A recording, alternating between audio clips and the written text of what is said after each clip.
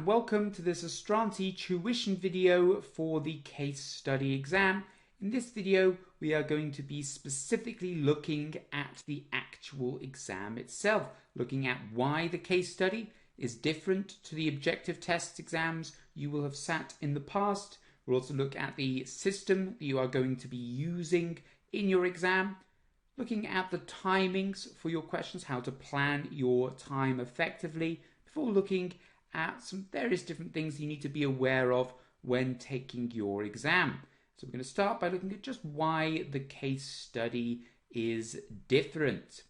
And the main reason for that is it's not just about the knowledge. When you were taking your objective test exams, it was all about your ability to repeat textbook knowledge, to revise textbook knowledge, learn it, and then repeat it. But that's not the case in the case study exam. Yes, you will need that knowledge, but it's more of a test of your ability to apply that knowledge, and specifically apply that knowledge in a real world scenario. Remember that CIMA need to know you are capable of being a qualified management accountant. They need to know that you are able to use this knowledge to drive performance within the business that you are operating in. And the other big difference is the way that it is examined. Now, in your objective test exams, it was very much a case of answering multiple choice questions, multiple response questions, and doing some calculations. But that is not the case in the case study exam. There will be no calculations you have to do, but you will have to do a lot of writing, and you'll receive questions in the form of emails, memos, and briefing notes. And you will also be required to respond in the form of emails, memos, and briefing notes. So what this means is it will involve a lot of writing, not just a case of clicking answer A, answer B, etc. You'll actually have to do a lot of writing. And this can be a problem. And the reason why it can be a problem is that a lot of students for CIMA do not have English as a first language. And CIMA is an English exam sat all around the world, so there'll be plenty of students who do not have English as a first language. But what this does mean, though, is there will be no negative marking and no penalizing students for spelling and grammar, because that would be unfair to students who do not have English as a first language. Also, we're accountants. We're numbers people. We're far more 1, 2, 3 than we are ABC. And we're not necessarily used to writing long written answers. So what does this mean for you and for passing the exam? Well, the key to passing the case study exam, which is different to the objective test, is you need to be splitting your time differently. And instead, you need to be working on your planning, how to plan answers to questions, working on your time management to ensure you've got enough time to answer the question effectively, and also practicing your writing style, because the writing style can make a big difference.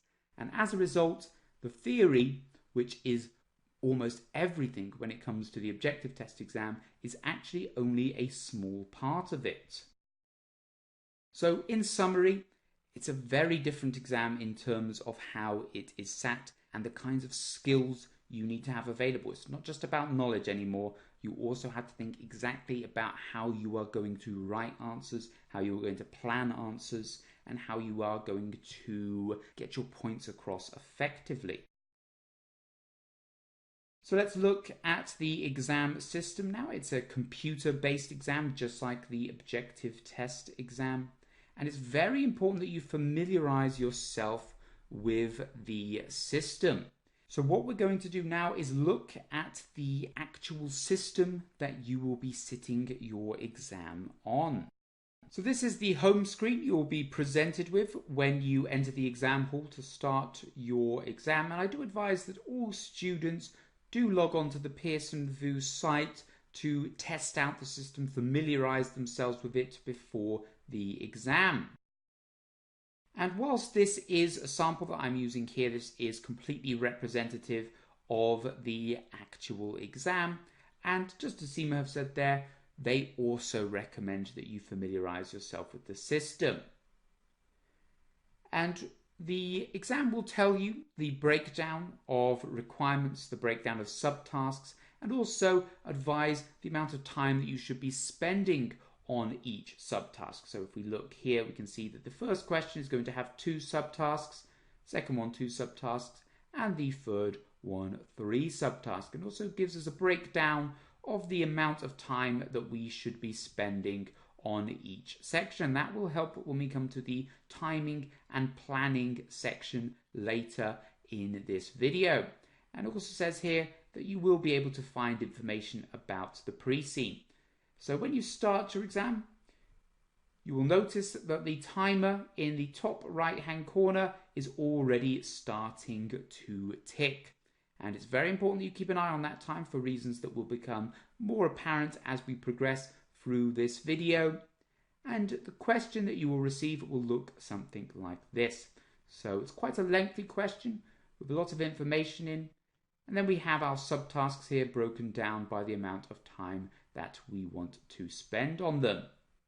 And we're going to talk through some of the various different features of the exam. So you can see, if you click on the reference material, you can see that they have given us a newspaper article here. Now it's very important that you look at the reference material, because the reference material will provide some additional context for the actual question. And CIMA has given this because they expect you to use it. So please do use it. They also give a copy of the pre-scene. And it's very important that you use this if you need to. But what I would also advise is that you have done your research in advance, because you don't want to be spending a lot of your time looking through the pre-scene when you are trying to sit your exam, when you're trying to answer the questions. So you can use it if you want to quickly look up a key fact, but I do advise that you have read through the pre-scene before, familiarized yourself with it, and listed out some of the various key topics from E, P, and F before. And as an addition, they also have a copy of the exam structure, so if you want to familiarize yourself again with the number of subsections, etc., you can do that. They also provide a scratch pad where you can type in information. However, I do advise that you do not actually use the scratch pad, because the scratch pad is not submitted at all. And a lot of students, they try to plan into the scratch pad, but it's quite difficult to plan to the scratch pad because, again, it's not going to be submitted. And then also you have to open up your scratch pad again and relay what you were planning back into your answer box. And I actually find that it's far better to use the answer box. So scroll through, click next, and then you'll get your answer box. And if you want to see the question again, all you do is click on the reference material tab and click on task here. So click back on the task and you can see your answer there, or sorry, see the question there, and then plan into your answer box. And so you would plan to point 1, and then you would do your various different points under that for your plan. And then all you do is convert this into your answer, convert these points, convert these sentences, convert these into paragraphs, and that will essentially be your answer. And it's far better to do that because it keeps you focused, keeps you from having to constantly look at your scratch pad, keeps you from having to look back at what you've done and copy over what you've done. Ultimately, what you submit to the examiner, to the marker, is going to be what is typed into this particular box here. So it's far better to plan into your actual answer box, because that is what you are going to be submitting. That is where you are going to be writing your actual answer. And so it saves you a lot of time and keeps you focused, keeps your mind on what you are actually writing.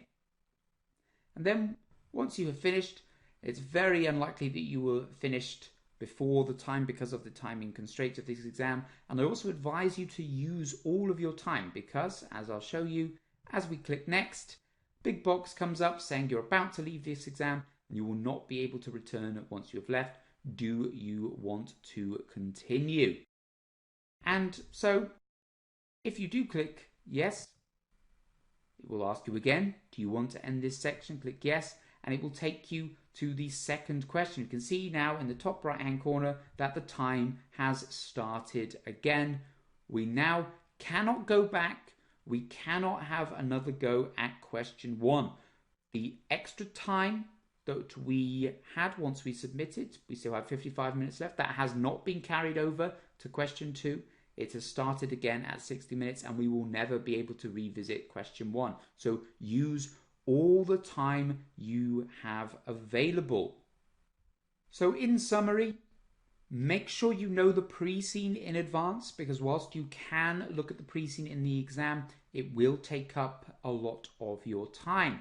Also, make sure you know the industry, that you can bring up those key trends, key issues, key industry examples from the industry to illustrate to the examiner that you have done the research and that you are someone with business acumen. Plan effectively, and when you plan, use the answer box, because that is what is going to be submitted. It helps keep you focused and keeps you from duplicating your own efforts if you write the same thing in the scratch pad as you do in the answer box. So thank you for watching this video. I hope you have enjoyed it and more importantly you have found it useful. I'd like to finish by just telling you a few things about the products that we produce here at Astranti and the ones that are part of our course. So these materials can all be purchased as part of the course or purchased individually. So we have our study text. We have 3 study texts for all the objective test exams. So 3 study texts for E1, P1, F2, F3, etc.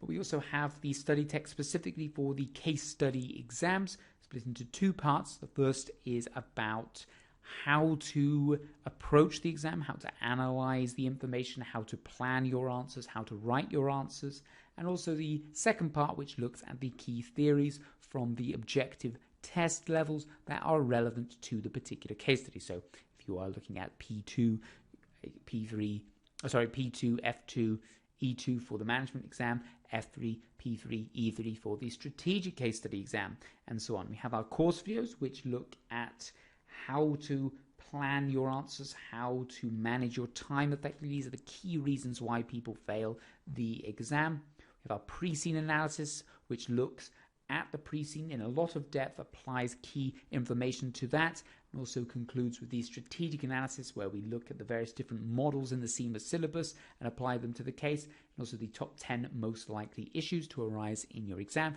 Generally, we have a 70 to 80% accuracy rate on our top 10 issues.